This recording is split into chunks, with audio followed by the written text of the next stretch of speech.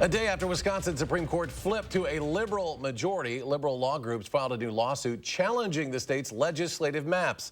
Political reporter Will Keneally has more. Will?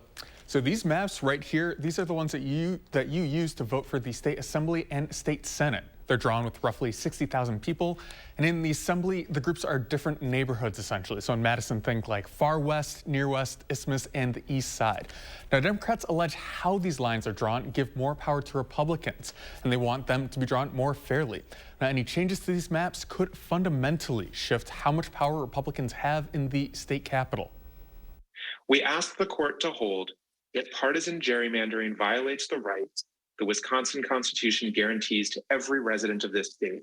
Wisconsin's newest Supreme Court justice made a central part of her campaign this April, restoring these rights to voters. And so the day after Janet Protasiewicz is sworn in, liberal law firms are taking what is likely their best shot to throw out the current state maps, which they argue favor Republicans. It is just almost unheard of to have a map that looks like this, where one party is getting 2/3 of the legislative seats. And so this stands apart among the 50 states as probably the most extreme that I have seen. The timing of the suit was immediately noticed by Republicans, who said doing this the day after the court flipped to a liberal majority puts into question the integrity of the court. Senate Majority Leader Devin LeMahieu said, quote, "It's clear that liberal interest groups are coming to collect from Justice Protasiewicz after her campaign broke judicial code to earn their financial support earlier this year. Because of those close ties, Protasiewicz committed to recusing herself from any case involving the Democratic Party. But this case does not involve the party directly."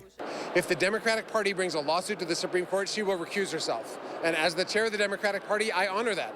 I don't want anyone's thumb on the scale of justice in the state. What I want is to remove the thumb of mega donors from our state Supreme Court.